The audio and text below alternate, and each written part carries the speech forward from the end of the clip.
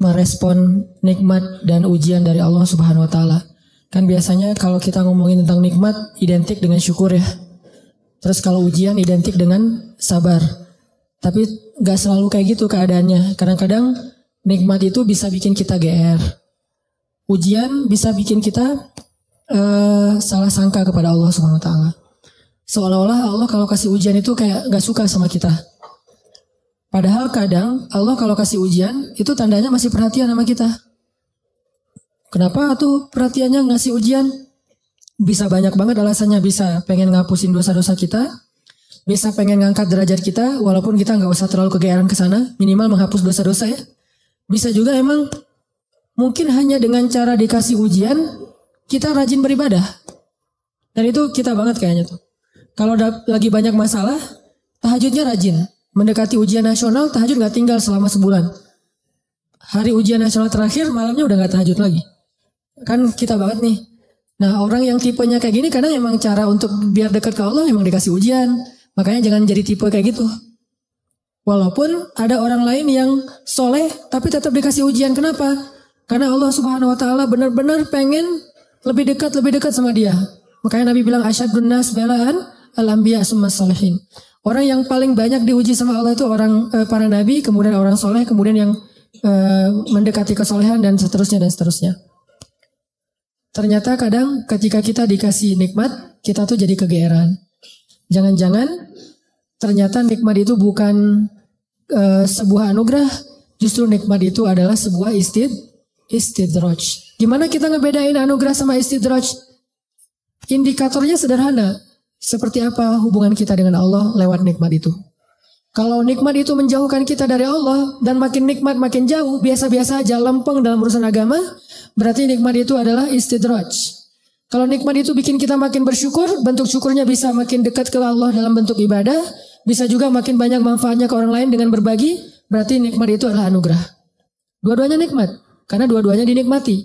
Tapi ada anugerah, fadl, ada juga istidraj. Atau kadang-kadang kegeeran kita kasus yang lain misalnya gini. Kayak dalam keluarga ya. Dalam keluarga kita berdoa nih. Berdoa, ya Allah mudahkanlah rezeki saya, keluarga saya, pasangan saya, kayak gitu-gitu. Atau anak kita sakit. Terus kita berdoa, ya Allah sembuhkanlah anak saya. Yang berdoa malam itu bukan cuma kita loh. Orang tua kita berdoa, pasangan kita berdoa. Kadang sampai pembantu juga berdoa. Tiba-tiba Allah kasih kita nikmat lewat doa ini. Misalnya anak sembuh, misalnya kita lulus ujian, misalnya dapat kerjaan. Terus kita tiba-tiba kegeeran. Ya doa saya diijabah banget ya. Di sini nih kegeerannya nih. Apa ini enggak husnuzon Ustaz? Husnuzonnya kalau Allah maha baik ya.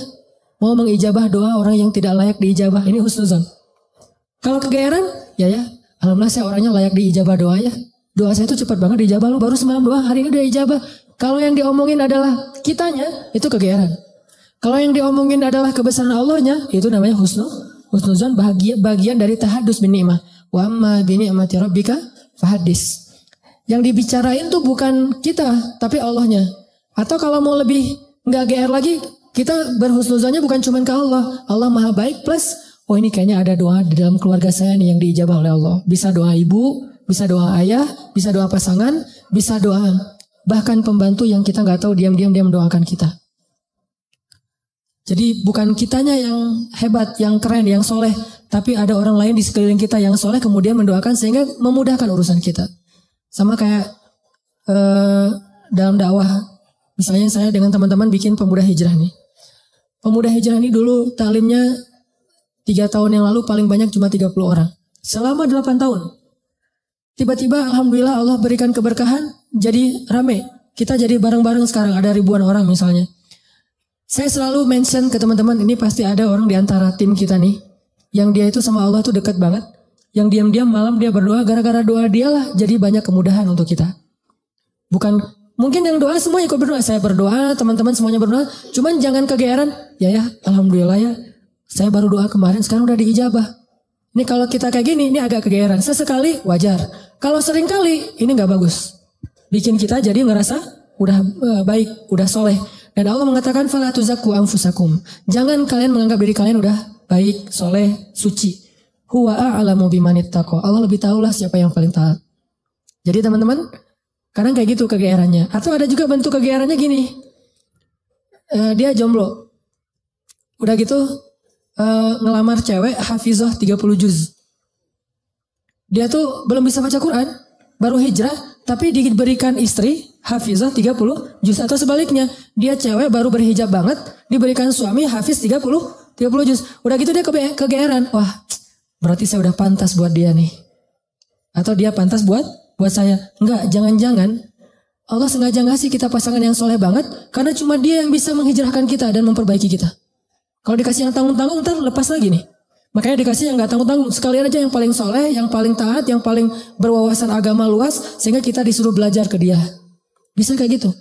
Padahal yang datang ke dia itu banyak. Ada yang sama-sama hafiz. Kenapa yang lebih baik dari kita hafiz gak diterima? Karena udah sama-sama soleh. Terus siapa lagi yang perlu diperbaiki kan? Bisa jadi kita justru ketemu dengan orang yang keren, karena Allah pengen memperbaiki kita dengan orang itu, lewat orang itu. Ini biar kita gak kegeeran. Ustaz, kenapa sih harus gitu-gitu amat? Karena itulah sifat orang yang beriman. Coba teman-teman buka surat orang-orang beriman. Surat apa? Al-Mu'minun. Surat orang-orang beriman. Surat 23 ayat 60. Itu sifat orang yang beriman. Surat 23 ayat 60. Bismillahirrahmanirrahim.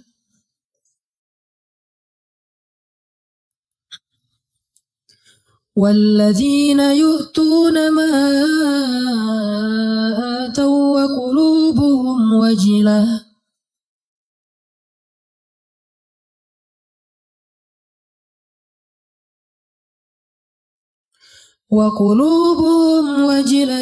أنهم إلى ربهم راجعون.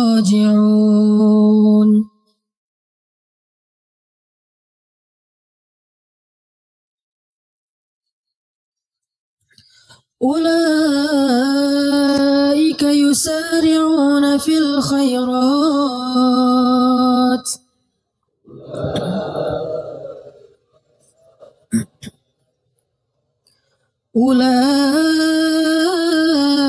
يسارعون في الخيرات وهم لها سابقون.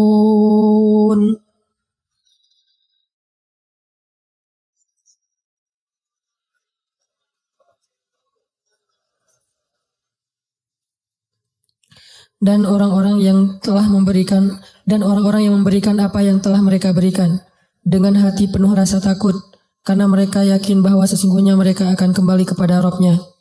Mereka itulah orang-orang yang bersegera kepada kebaikan-kebaikan, dan mereka itulah orang-orang yang lebih dulu memperolehnya. Ini terjemahannya agak sedikit rancu ya, karena kalau kita baca tafsir bukan memberikan, melakukan. Jadi ketika ayat ini turun, Aisyah nanya kepada Nabi, apa tafsirnya? Walladzina yu'tuna ma atau wa qulubuhum wajilah. Dan orang-orang yang telah memberikan apa yang mereka telah berikan, sedangkan hati mereka masih merasa takut. Aisyah nanya, maksudnya apa ya Rasulullah? Kenapa mereka takut? Apakah mereka melakukan dosa-dosa? Apakah mereka bermaksiat sehingga mereka menjadi takut? Kata Nabi, bukan. Maksud melakukan atau memberikan di sini adalah mereka udah sholat, mereka puasa, mereka sedekah. Jadi bukan cuma sedekah ya, semua amal soleh. Mereka udah bantu orang. Jadi mereka itu udah banyak banget ngelakuin kebaikan, sedangkan hati mereka wajilah, masih merasa takut. Takut apa? Takut ketika kembali kepada Allah, gak sanggup menghadap Allah dengan amal yang sedikit. Coba bayangin, udah banyak amal, masih takut menghadap Allah, wajilah. Gimana lagi kalau berbuat dosa, beramal aja masih takut sama Allah. Kalau kita kan kadang-kadang ngerasa takut ke Allah itu kalau habis buat dosa ya, dan ini juga bagian dari iman, keren sih. Cuman iman kan berderajat-derajat. Lahum darajatun inda rabbihim. Orang beriman aja bertingkat. Ada orang beriman ketika bikin dosa takut kepada Allah, langsung taubat. Ada yang lebih tinggi, lagi berbuat baik takut sama Allah. Kenapa? Dia ngerasa amal baiknya tuh sedikit dan waktunya terbatas. Dia pengen berbuat yang banyak tapi nggak punya waktu, nggak punya merasa lemah, merasa tidak maksimal, merasa belum memberikan semua hak Allah, merasa kurang, merasa belum istimewa, belum sempurna. Ini orang yang walladzina yu'tuna ma atau wa qulubuhum wajilah. Makanya teman-teman, kalau teman-teman perhatiin di akhir surat Al-Baqarah, kan tuh ada doa Rabbana La tu'akhidna in nasina aw akhtana. Itu bukan doa orang yang berbuat dosa loh. Itu doa orang habis beribadah. Dia habis beribadah, habis sholat misalnya, doanya Rabbana la tu'akhidna in nasina aw akhtana. Udah beribadah masih minta maaf sama Allah. Ya Allah, jangan marah ya sama saya kalau saya ada yang silap, ada yang lupa, ada yang gak sempurna. Ini orang beriman, udah beribadah masih minta maaf. Sama kayak ayat idza jaa nasrullahi wal fath wa ra'aitan nasa yadkhuluna fi dinillahi afwaja fasabbih bihamdi rabbika wastaghfir. Kalau telah datang pertolongan Allah dan kemenangan dan engkau melihat orang berbondong-bondong masuk kepada agama Allah, maksudnya apa? Kalau dakwah kamu sudah sukses. Wahai Muhammad, wahai kaum muslimin, kalau dakwah kalian sudah sukses, orang berbondong-bondong ikut pengajian, orang berbondong-bondong berhijrah, jadi tren baru sekarang Islam misalnya, di zaman dulu Nabi. Orang berbondong-bondong memeluk agama Islam. Dakwah kamu tuh udah keren banget, usaha kamu tuh udah maksimal. Ketika kamu mendapatkan kesuksesan dalam dakwah, maka pujilah Allah dan beristighfarlah. Kenapa? Habis berdakwah, habis sukses malah disuruh beristighfar. Dan yang disuruh itu adalah Nabi loh secara personal, bukan kaum muslimin. Kalau kaum muslimin mungkin mengatakan fasabbihu bihamdi rabbikum wastaghfiru gitu kan ya. Tapi karena personal, fasabbih bihamdi rabbika wastaghfir. Engkau wahai Muhammad. Jadi Nabi banget yang disuruh. Kalau Nabi aja disuruh istighfar, apalagi umatnya. Dan Allah menyuruh Nabi istighfar bukan habis berbuat dosa, bukan. Karena Nabi tidak berbuat dosa. Kapan disuruh istighfar? Habis sukses dalam dakwah. Disuruh istighfar.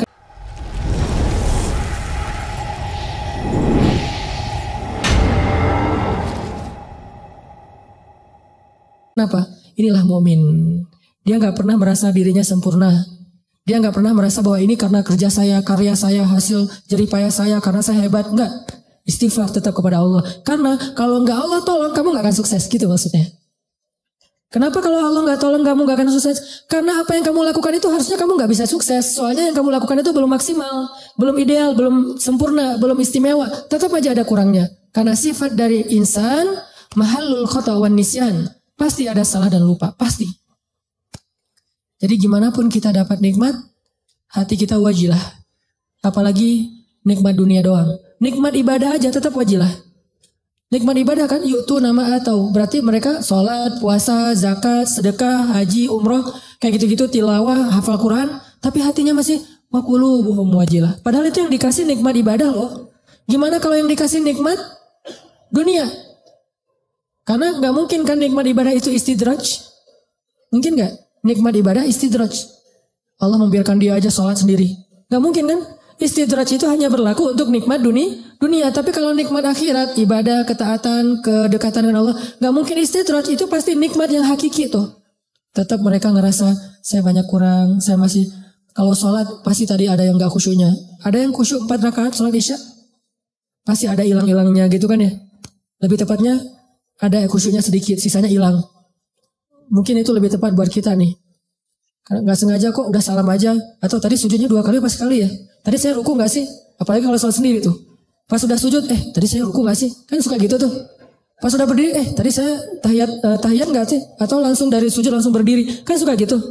Salam, tadi saya syahadatan nggak ya? Jangan-jangan langsung Allahumma sholli ala sayyidina Muhammad, assalamualaikum. Pas berdiri, tadi saya baca Al-Fatihah nggak ya? Udah mau ruku aja. Suka gitu. Berarti banyak kurangnya dalam ibadah kita. Tilawah juga gitu. Pasti banyak bacaan yang salah. Jangan-jangan salah huruf, salah makna harusnya dosa.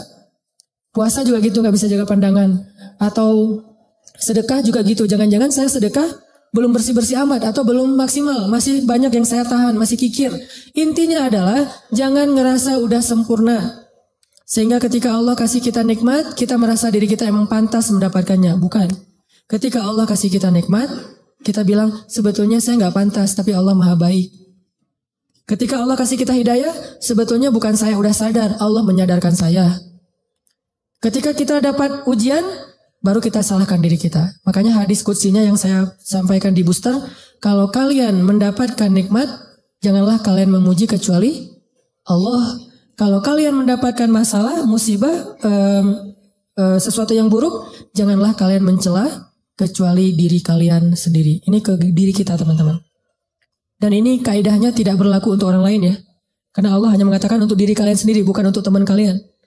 Jadi dalam Islam itu kita dibangun juga persepsi, mindset. Jangan pakai hadis qudsi ini untuk orang lain. Lo banyak dosa tuh. Kok gitu sih? Ya kan kata Allah juga dalam diskusi gitu. Enggak, ini enggak berlaku untuk orang lain. Berlaku untuk diri kita. Untuk orang lain selalu berlaku husnuzon. Ijtanibu katsiran minadh-dhon. Jauhi prasangka buruk kepada orang lain. Kalau dia dapat nikmat, Masya Allah, Allah sayang kepada dia sehingga diberkahi rezekinya. Kalau dia dapat ujian, Masya Allah, Allah pengen menggugurkan dosa dia, pengen mengangkat derajat dia. Kalau ke kita dapat nikmat, saya sebetulnya nggak pantas, tapi Allah baik banget sama saya. Kalau kita dapat ujian, emang saya layak diginiin sama Allah, ya Allah ampunkan dosa saya, angkat musibah saya. Terus mana ada peluang buat kita menghakimi orang lain? Kan nggak ada peluang. Sesama mukmin, sesama muslim, nggak ada peluang kita menjelek-jelekan orang lain. Nah kalau teman-teman perhatikan di surah Al-Mu'minun, yang ayat 60 tadi, coba mundur beberapa ayat 55, itu jelas banget. Jadi satu paragraf ini lagi ngomongin tentang bab GR nih. Ayat 55 itu orang yang GR. Surat Al-Mu'minun ayat 55 Allah bilang, ayahsabuna annama numidduhum bihi mimma wa banin nusari'u lahum fil khairati bal la yash'urun.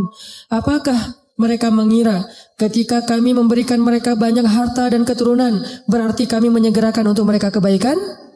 Enggak, mereka enggak ngerti kata Allah. La yash'urun itu enggak sadar, enggak ngerti, enggak ngerasa. Jadi nggak selalu ketika Allah numiddu lahum mim malin wa banin, ketika Allah ngasih harta dan keturunan yang banyak, maksud harta dan keturunan itu kehidupannya bahagia, rumah tangganya aman-aman aja nggak ada masalah, maka berarti nusari'u lahum fil khairat, belum tentu. Seolah-olah Allah itu sayang banget sama dia, belum tentu. Kalau gitu kita suudzon sama Allah, enggak.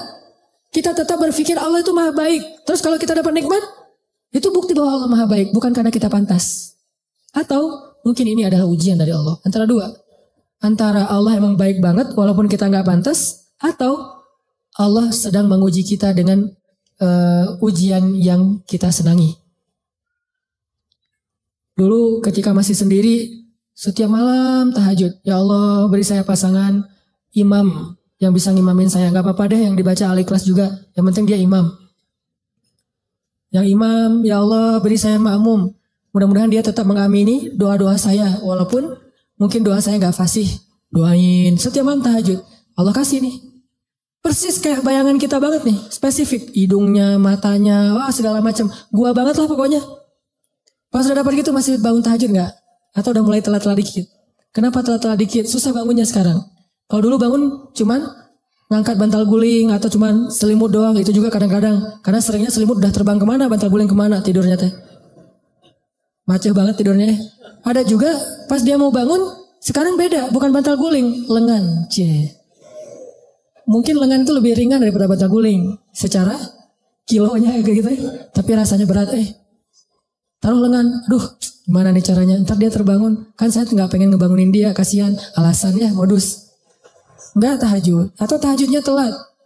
Atau mulai berkurang, lama-lama tadi tahajud 11, sekarang jadi tinggal 8, 4, 2, tinggal witir doang. Tapi masih lumayan lah. Akhirnya subuh di masjid, subuh di rumah, subuh telat, subuh dijamaah dengan duha. Kan bertahap tuh. Udah gitu ngejamaknya kompakan lagi, berjamaah. Jamaah semua sama duha, berjamaah sama suami istri. Kan kompakan ya, Masya Allah luar biasa kompak, istiqomah, menjamaah. Allah pengen nguji kita lewat pasangan justru. Kadang Allah pengen nguji kita dengan terlalu sibuk dengan kerjaan. Tadinya kita nggak punya kerjaan, nganggur, akhirnya bisa beribadah tepat waktu. Begitu udah ada kerjaan, jadi nggak tepat waktu lagi. Kenapa? Alasannya mulai sibuk, mulai rush, mulai tight jadwal, kayak gitu-gitu. Nah ini artinya jangan selalu kegeeran bahwa Allah sayang sama kita. Bahwa kita layak disayangi oleh Allah, bukan. Mungkin antara dua, Allah emang baik banget, atau Allah pengen nguji kita dengan nikmat tersebut. Jadi di sini disebutkan, ayah sabun. Apakah mereka mengira annama numiddu lahum min malin wa banin nusari'u lahum fil khairat bal la yash'urun. Mereka pikir kalau kami udah ngasih mereka harta dan keturunan berarti kami menyegerakan kebaikan buat mereka? La yash'urun. Mereka enggak ngerti. Justru orang beriman di ayat berikutnya disebutkan walladzina yu'tuna ma ataw wa qulubuhum wajilah annahum ila rabbihim raji'un. Ulaika orang yang kayak gini nih yang wajilah, yang ngerasa kurang, yang ngerasa gak pantas, yusari'una fil khairat. Selalu bersemangat melakukan kebaikan-kebaikan yang lain. Kenapa? Dia merasa masih kurang dirinya. Jadi jangan terlalu kegeeran. Kita boleh bilang alhamdulillah ya Allah mengijabah doa, ya boleh. Tapi jangan bilang alhamdulillah ya saya itu emang doa saya jitu banget. Doa saya itu emang cepat banget diijabah. Jangan sebutkan saya sama sekali. Kalau dalam kebaikan. Ini kita belajar bertahap. Kadang-kadang gak nyebutin di lisan, tapi di hati. Enggak lah, ini mah nikmat dari Allah dalam hati gua gitu loh. Wa asirru qawlakum awijharu bih innahu alimun bidatis sudur. Kalian rahasiakan ucapan kalian di hati atau kalian tampakkan dengan lisan, Allah Maha tahu apa yang ada di dalam dada kalian. Gak bisa bohong sama Allah. Terus gimana Ustaz kalau kebersit kayak gitu membatin? Lisan kita mah selalu ngomong, Masya Allah ya lu lulus. Alhamdulillah ini nikmat dari Allah. Padahal gue gak bisa apa-apa. Lisan nih. Hati kita, ya emang kamu heran kalau saya lulus. Mulai kan ada sombong tuh. Mulai agak kegeeran nih. Kita kalau muncul itu, langsung kita tolak, kita reject dengan apa? Astaghfirullahalazim. Kadang-kadang itu muncul bukan pengennya kita. Yuwas wisufi, sudurinas emang si dia tuh. Si dia mah keren buat saya. Orang itu, zat itu tuh. Yaitu khanas yuwas wisufi sudurinas. Kita gak pengen sombong, kita gak pengen ria. Dia yang yuwas wis supaya kita sombong. Saya kan pernah cerita, ngimamin. Pengen ngimamin yang paling maksimal. Biar semuanya khusyuk kan kalau yang lain khusyuk ke bawah pahalanya ke yang ngimamin nih. Allahu Akbar. Alhamdulillahi Rabbil Alamin. Semaksimal mungkin, sebisa mungkin yang bagus bacaannya. Pas sudah selesai sholat, yuwaswis. Atau belum selesai sholat, baru amin. Keren juga ya suara saya muncul. Yuwaswis. Itu bukan saya gak pengen kayak gitu-gitu amat lah. Yuwaswis. Awal-awalnya, dulu kayak gitu tuh. Ini saya ngaku nih, awal-awalnya ngimamin, apalagi pas ngimaminnya di Mesir. Karena orang Mesir tuh suka seuzon sama orang Indonesia. Dianggap orang Indonesia tuh gak bisa ngaji. Kan kepancing nih. Emangnya orang Indonesia gak bisa ngaji. Lu kasih mat buat gua. Gitu. Ngimamin lah nih. Ngimamin ada niat pengen nunjukin orang Indonesia tuh ngajinya bagus-bagus. Mulai agak-agak melenceng tuh. Sehingga pas selesai sholat orang Mesir. Masya Allah kamu Indonesia tapi ngajinya enak. Dan segala macam. Ya udah kamu tarawih aja di sini jadi imam. Muncul waswasah. Yuwaswisufi sudurinas. Bukan pengennya kita. Pulang ke Indonesia juga kayak gitu. Ada yang, Ustaz saya baru pertama menangis ketika sholat. Gara-gara Ustaz padahal saya ke umrah juga gak nangis. Di sini bisa nangis Masya Allah. Langsung yuwaswis. Wah itu habis-habisan tuh. Gimana caranya? Gara-gara itu terus saya gak jadi berusaha semaksimal mungkin. Ya udah deh gue biasa-biasa aja daripada sombong. Alhamdulillah Rabbil Alamin. Ar-Rahmanir-Rahim. Ustaz kok ngajinya gitu? Saya gak mau sombong. Was-was aja juga ya. Yuwaswis. Wah lu ikhlas banget ya orangnya. Ikhlas. Ikhlas yang butuh istighfar. Sama dengan istighfar, yahtaju ilal istighfar. Istighfar butuh istighfar. Kenapa? Ya ini main hati nih, berat nih. Terus gimana caranya? Gak apa-apa, lanjutin aja. Awalnya emang ria, sombong, dikit-dikit. Bertahap, lama-lama dia akan berkurang. Dengan kita reject. Enggak. Mau enggak, kita tuh enggak setuju sama dia.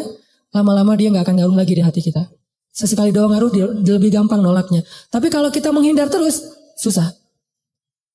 Sedekah gitu. Dilihat orang, 100 ribu Yang di sebelah cuman 1.500 koin. Kita 100 ribu. Awalnya sih emang beda sih rasanya. Karena pertama 100 ribu. Awalnya nih, besok lama-lama biasa aja. Lama-lama gak ngaruh sama sekali. Udah di hati kita tuh udah kebal. Kan ini kematangan jiwa kita dalam bermasalah ya. Orang kalau lagi puber pasti kayak gitu teman-teman. Ekspresif, heboh, lebay. Itu orang puber. Baru pertama ke masjid, heboh gitu ya. Wah, gue baru ke masjid. Tapi kalau udah kebiasaan ke masjid, apa sih yang mau dibanggain biasanya kali ke masjid gitu. Baru pertama tahajud, wah udah bangunin temannya terus bangun. Gak bangun tahajud. Saya aja udah 2 jam bangun dari tadi. Udah 11 rakaat, pamer. Namanya juga lagi puber. Baru hafal 1-2 hadis, wah ini dhaif. Semuanya dhaif, cuma dia doang yang sahih gitu. Lagi belajar. Kalau udah biasa hafal hadis, biasa aja. Atau emang gak hafal gitu. Kayak saya misalnya, karena gak hafal hadis ya udah gak usah komen-komen, biasa-biasa aja. Toh bisa jadi saya komen dhaif ternyata sahih. Daripada saya mendhaifkan yang sahih, mending saya diam. Nah ini artinya jangan menghindar, tapi di-reject. Begitu kita kegeeran di dalam hati, enggak ini. Hadza min fadli Rabbi. Ini anugerah dari Allah. Ini Allah Maha baik. Ini semuanya karena kebaikan Allah gitu. Lama-lama setan akan cari jalan lain, enggak akan yuwaswis lagi. Dia akan menghindar. Sampai kita menjadi orang yang kalau kata guru saya mukhlasin. Apa arti mukhlasin? Kalau mukhlisin orang yang ikhlas. Kalau mukhlasin orang yang udah nggak ada bedanya di mata dia emas dengan batu. Udah sama tuh. Ketika ditaruh emas, dia senyum, dikasih batu juga dia senyum. Gak ada bedanya antara batu dengan emas, mukhlas. Maka setan udah gak bisa ngegodain dia. Gimana ngegodain? Orang emas dan batu sama di mata dia. Tapi kalau emas masih lebih berharga daripada batu, cuman dia masih berharap ridho Allah, itu namanya mukhlis. Kalau emas lebih berharga daripada batu dan dia tidak lagi berharap ridho Allah, itu udah gak mukhlis.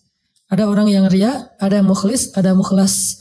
Di mata Nabi Muhammad SAW, emas dan batu itu udah sama. Makanya setan udah gak mau goda-godain Nabi Muhammad. Kecuali ada setan yang masih anak baru gitu, godain Nabi Muhammad.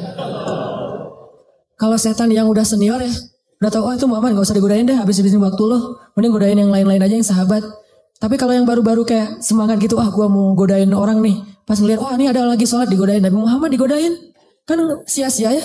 Jadi kayak buang-buang waktu gitu. Dia godain Nabi Muhammad, begitu Nabi selesai sholat, dipegangin, digulung sama Nabi, digantung di tiang masjid.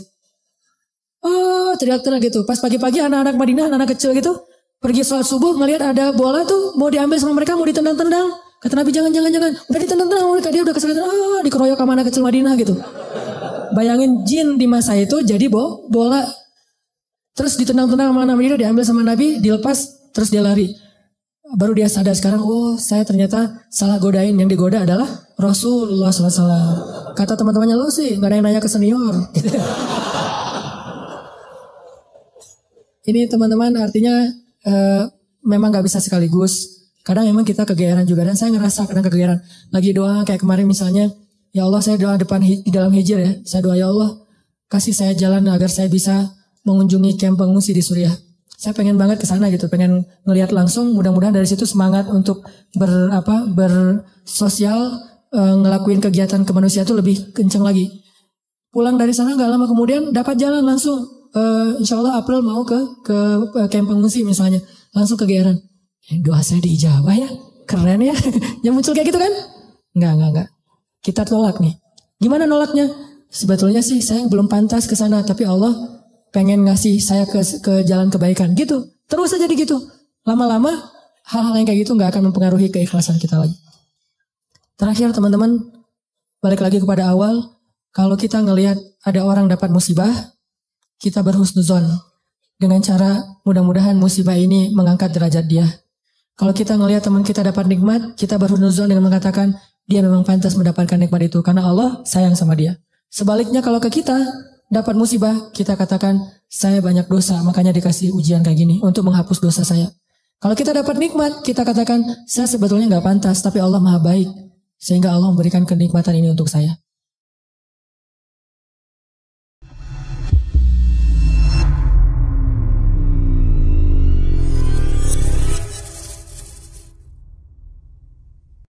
Di sebuah malam yang tenang, seorang pemuda merenungi hidupnya.